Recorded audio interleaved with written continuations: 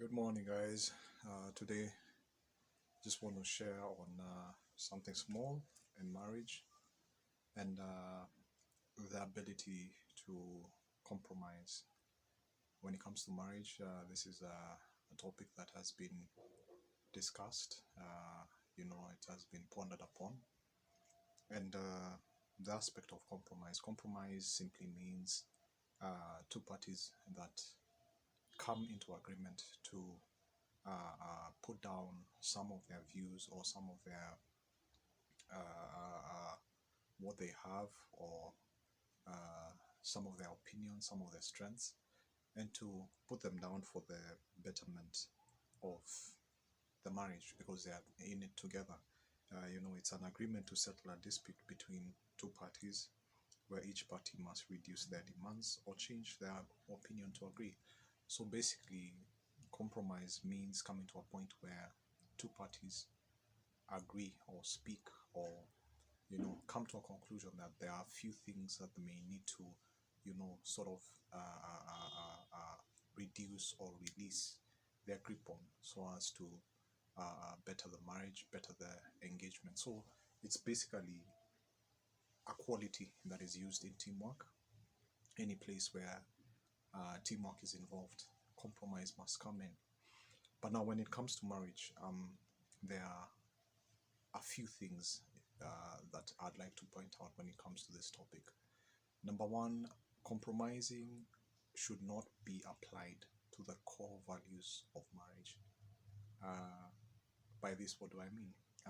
There are core values that make the fabric of marriage. There are core values that make marriage what it is. Foundational values that establish marriage, to be what it is. And if these issues are compromised upon, they change the entire fabric of marriage. The things that should never be compromised on. It should never be a question. And today I'll just point out a few and let's see where we go from there. And number one, the aspect of God in relationship or marriage should not be a compromise. The aspect of worship, the aspect of faith, this should never be compromised upon. Why? Because faith or the God aspect is a foundational thing. It's something that will control or dictate, the direction, the pace, the form that the marriage takes. God is the center of everything, and it would be very futile to come into a marriage and have to compromise on that.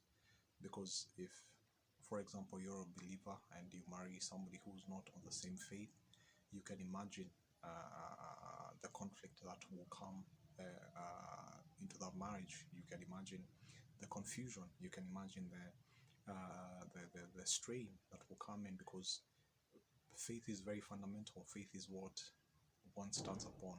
Faith is where decisions are made. Faith is where life is established. So God remains the center of everything. He's one who upholds the mind. So you can imagine if you're having two opposing views. Husband and wife cannot agree on faith. They cannot not agree on which God should be worshipped. They cannot agree on how to go about matters faith. It becomes a very challenging place. We see it even in the Bible when God speaks, because for a believer, God is the earth of everything, and even marriage.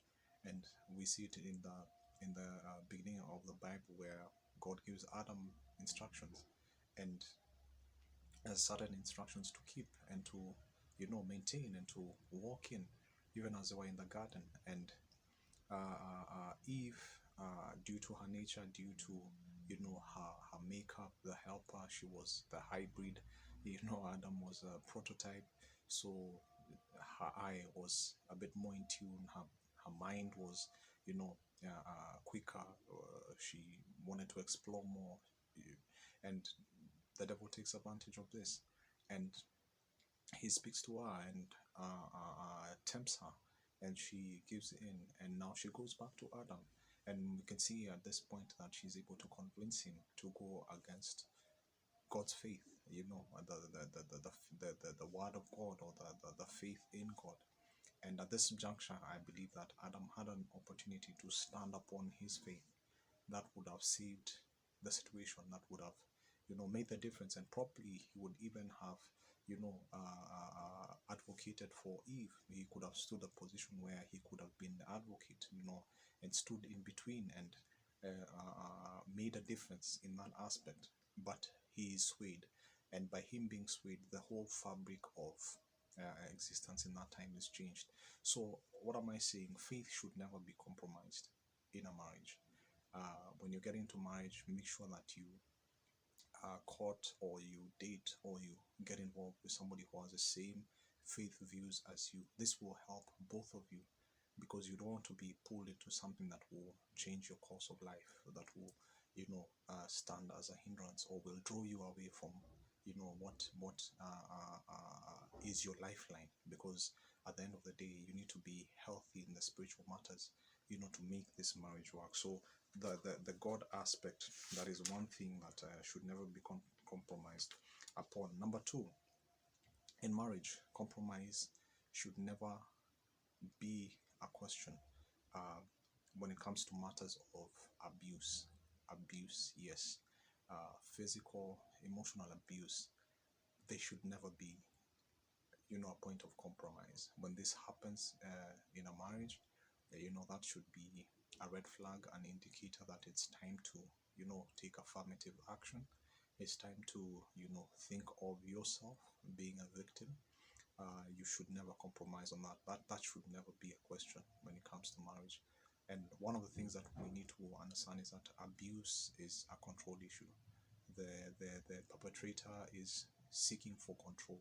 The perpetrator is using unfair methods and tactics to seek control. So when it comes to abuse, it should never be a place of compromise, because when abuse comes into question, it's not a place of compromise. It's not two parties agreeing on certain terms. No, this is one party taking control, taking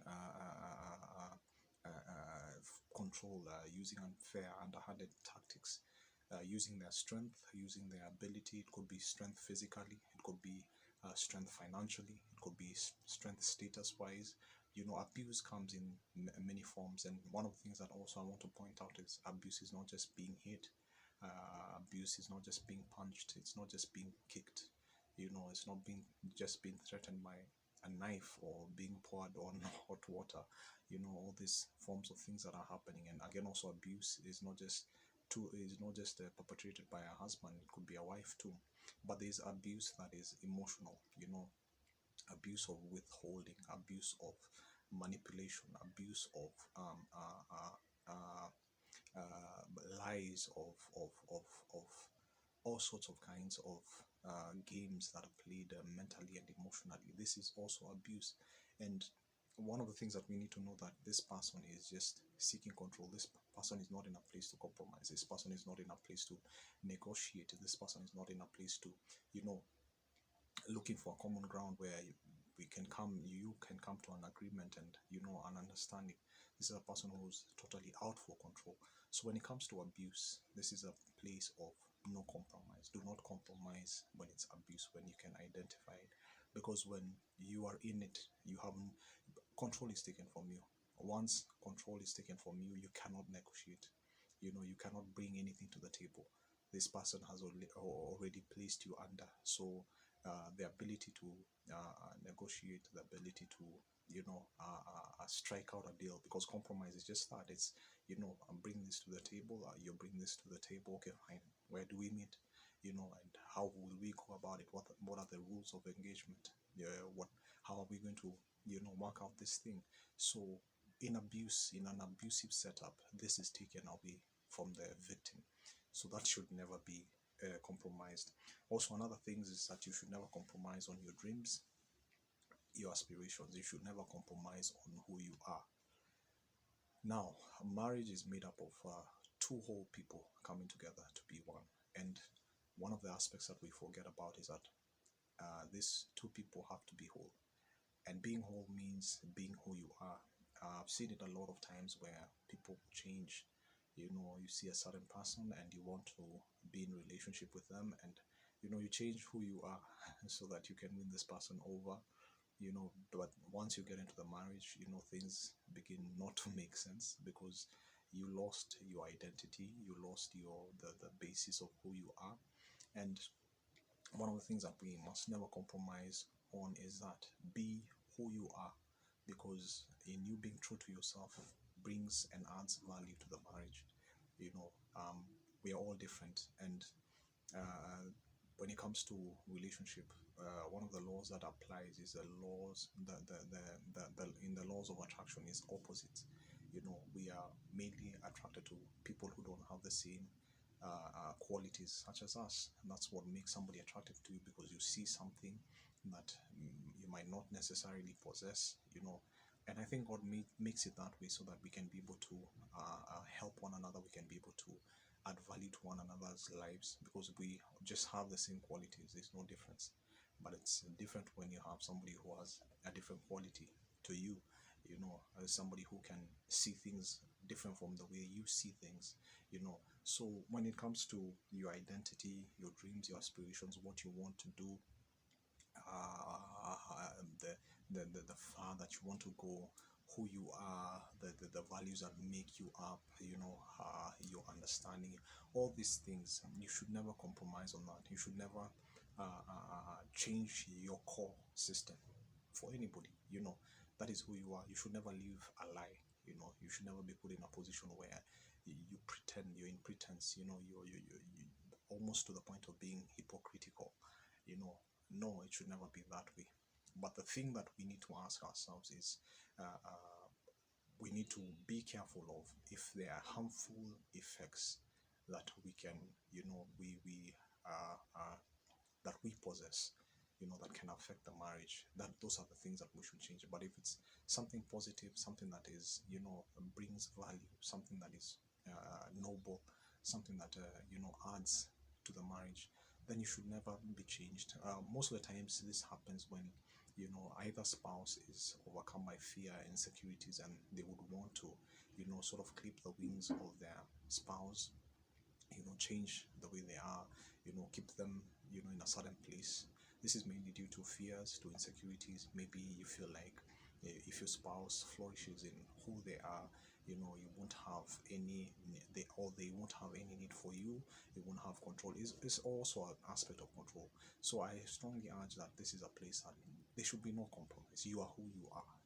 You are God made you who you are, and you can only flourish if you embrace who you are and work on who you are. And like I said, a good marriage, a healthy marriage, is made by two whole people. That means you on your own, working on yourself, making yourself better, meeting somebody else who's also doing the same, and when you come together, that teamwork, that place of teamwork is established. Another thing, the core structures of marriage should never be compromised upon. uh, I think in all this, in taking a look at this topic, the very thing that I came to understand, or the conclusion that I made, is that the core things cannot be compromised on when it comes to marriage, when it comes to relationship. There are those core values that, you know, regulate and make marriage what it is, the fabric of marriage, that can never be compromised upon. And one of the things is that the core structure of marriage, there are things that marriage, you know, should be. There's a form that marriage should take, and one of the things that cannot be compromised, polygamy. For those who believe and practice monogamous relationship and marriage, we all know that polygamy can never be part of that. And it changes the fabric of marriage, because for myself, and I believe for many, we believe that marriage is an agreement between two people, husband and wife. So when a third party, fourth party, fifth party comes into play, it changes the fabric of this institution. So that should never be compromised upon. It should not be a question. It should not be a discussion. It should not be a thought. Number two, nowadays is what I'm hearing called open marriages, where spouses are giving each other freedom to do what they want with who they want. It's an agreement, and I think for marriage, this changes the fabric of it, this changes the core values, because now where this is a breach of the contract, so to say, because marriage is between two. So if we're giving each other freedom to do, whatever we want, we are bringing other people into this agreement, and it clouds both spiritually and even physically. It's a weight, it's a weight to deal with other things. It doesn't You don't give full focus on your marriage, you don't give full attention to your marriage. You're occupied elsewhere, so the focus moves from the marriage. Also, issues of infidelity should never be compromised upon. It should never be an issue of understanding. Infidelity is a very um, self-centered, mindset. If somebody is into this, why put your spouse through this? It's a very self-centered approach. It's an unfair approach. It's something that it just speaks self. So it doesn't add anything to the core of the marriage. This is somebody acting out on their own desires or on their own pleasures, to satisfy themselves. It's not adding any value to the marriage. And an infidel person, I think, should man up, or woman up, and step get out of marriage if it's something that you cannot stop. There are those who are chronically hooked to infidelity. It's sort of embedded in their system. It's something that they cannot get over. It should not be a case where you are now put to a place of compromise, where you deal with this and you accept this as a norm. No, it should not be the case at all. Also, issues like raising the children, there should be no compromise on that. Father, mother being together and raising the children in a healthy way, bringing them up in a way that they deserve. There should never be any compromise on that. And also, like I was saying before, just looking at this, foundational matters should never be compromised on, because they are what uphold and make a marriage. When it comes to compromise, it's not just a term we can throw around easily. It's not just a term that we can use in a light manner. When it comes to the core issues, no compromise at all. That I repeat, no compromise at all. Because when you compromise, it changes from a marriage to being something else. It changes to that thing. When you compromise on the core values, it changes in that thing that you're trying to compromise on. It changes its entire makeup completely. Compromise can only be introduced in the stages of implementation, and this would be due to spouses being different in how they process stuff, being different in their strengths, in their weaknesses, in their qualities, in their abilities. So compromises can be brought, or can be a discussion when it comes to the aspect of implementation. If at the point of implementing, at the point of putting our things into work, the how to, that's where now compromise can be brought. And even when I say that, I forgot to mention that one of the other things that you should never compromise is the roles of husband and wife. There should never be any compromise on that. Like I said, this will change the entire fabric of the marriage. If the wife is doing the roles of the husband, if the husband is doing the roles of the wife, this brings confusion. It brings a distortion into the institution of marriage. This it cannot work. It's a pattern, or it's a plan that is bound to fail, because God has not created us that way. The man is created to provide, to protect, to be the priest, to be the leader, to be the father. That is a role that is naturally placed in the man by God, the husband. The wife is a helper, a natural, an intimate being, the mother, the one who brings that touch of gentleness, and the setting the culture for the family. So when these roles are reversed, it brings distortion not only to that marriage, but even to the generations that are coming. And one of the things that marriage is supposed to do, it's supposed to give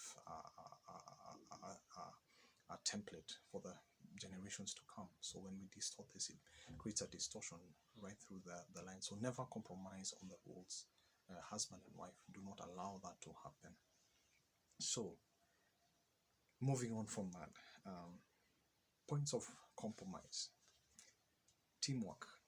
You know, we can compromise when it comes to teamwork, because marriage is a teamwork. It's we are doing this together, husband and wife, and this can come about because we are raised differently. We see things differently. So when it comes to implementation, teamwork is a term that we cannot ignore. Teamwork comes into play, and when teamwork comes into play, there has to be rules of engagement. And during these rules of engagement, this is where now compromise can come in. By that I mean, how will we do this? How will we go about it? How will we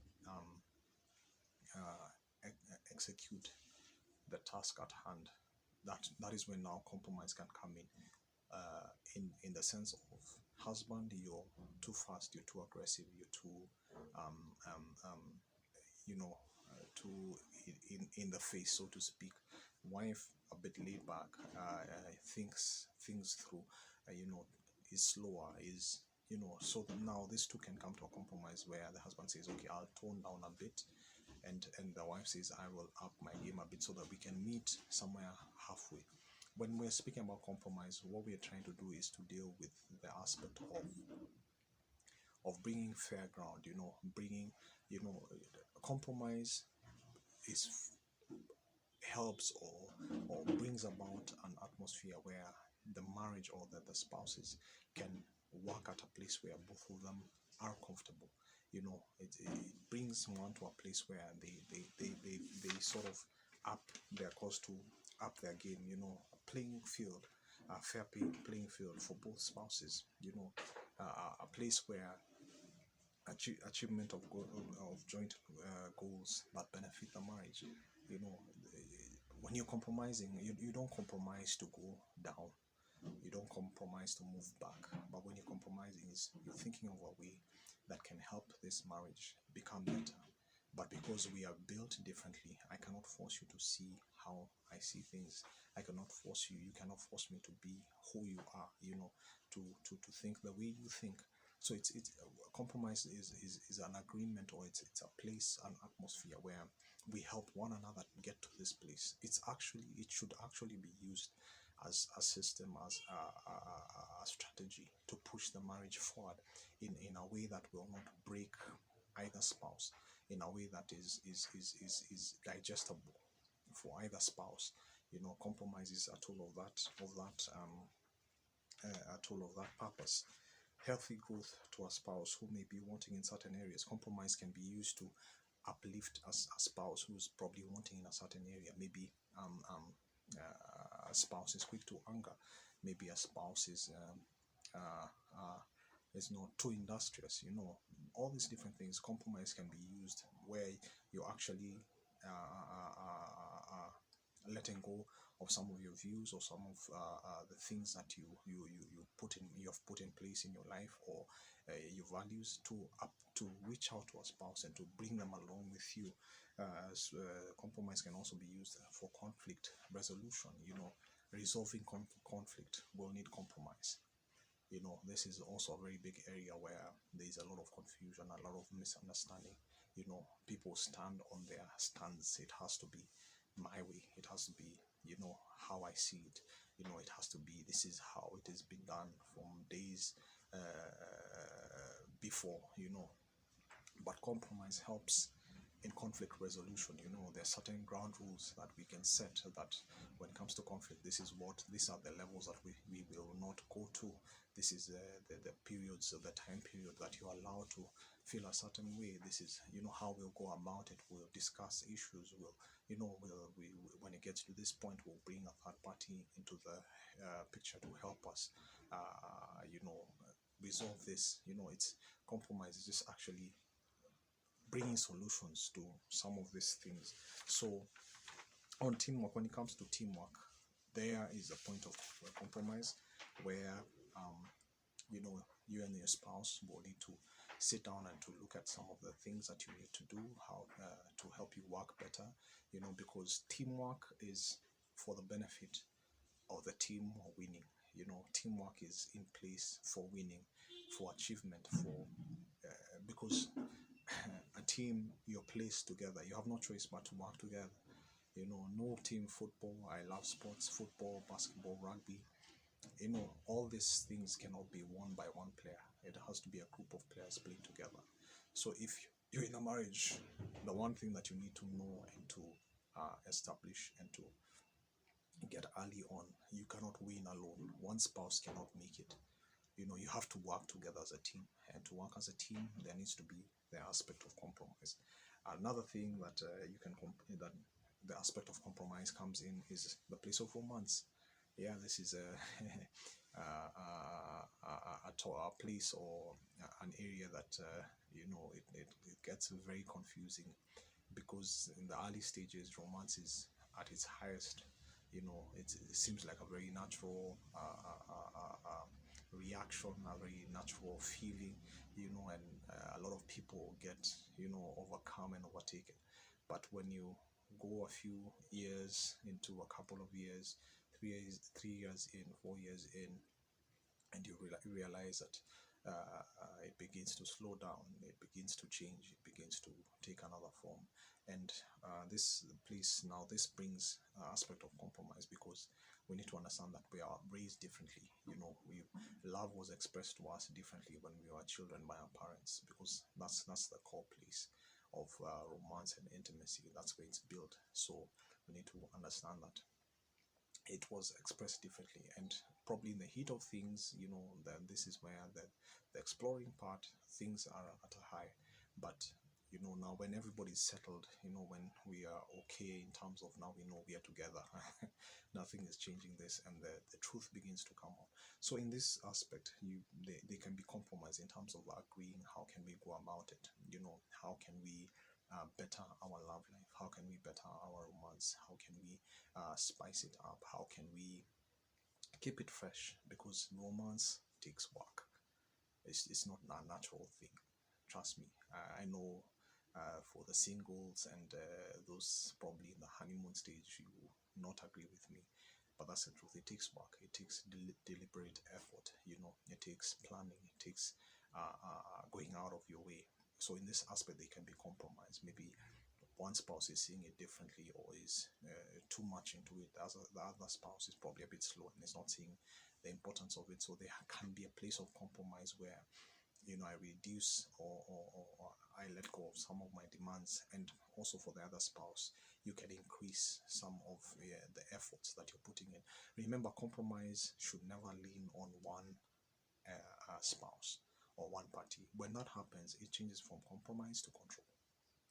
Compromise should always be a give and take from both parties.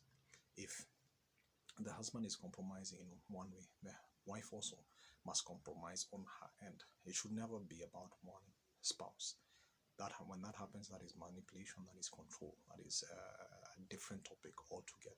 So whenever compromise comes into play, it has to be both parties coming to the table and have something to offer. As this spouse demands for the other spouse to reduce something or to change their view on something, they also have to come and say, this is what I'm going to do to play my role. So it should never be an issue of control or manipulation. So when it comes to romance, that can take place where there can be discussions, there can be rules of engagement, there can be plans that are set in place. This is how we work about it. We'll have date nights, we'll take walks together, we'll do stuff together that brings us closer, makes us intimate. We'll be deliberate in this aspect. So that compromise can also be there. The last thing that I'll mention is also money matters. Issues to do with money. Number one, money is a very emotive subject in marriage. Yes, it is. It's often overlooked, but it often plays a role, a very big role in marriage. Listen, money is important, and it's a pillar in marriage. Pillar of provision, pillar of establishment, pillar of growth, pillar of increment. It plays a foundational role even to the generations. One of the things that brings a lot of fights in marriage is money issues, and oftentimes it's simply because it's not discussed. It's not. You go out make money, I go out make money, we come back, there are bills to be paid. I'll pay them or you pay them, or it's not something that is discussed openly. And I want to bring it to us today. This is a place that needs discussion. It needs compromise. It needs change of your stance where you and your, remember, like I said before, teamwork. Anything teamwork will require compromise, will require a place of talking, will require a place of agreement. So money matters too. There needs to be that discussion of money, how the aspects of money, how are we making money, how are we spending money, how are we saving money, what are we doing to increase our income. There has to be these discussions that are there, and agreements. Maybe one person was raised in a place where the father took care of everything and the mother was not supposed to ask anything. Maybe they were raised in a place where the mother did everything and the father was just there. Maybe both parents were active. So we all come from different backgrounds. So we need to have a place where we can sit and talk about it and fashion ways where money can be a discussion, an easy discussion, a free discussion, a place of no tension. Because for some families, for some marriages, money discussion, money matters is a place of tension. So it could be the fact that maybe we need to agree, yes, you're working, I'm working, we'll put our finances together and we can agree on the major bills that need to be sorted out, and we can agree on how we need to save, entertainment and all that. We can have an agreement. It should be something that is talked about and structured, and something that is given importance. As I finish, compromise, one of the things it does is it eliminates dominance. Remember, I said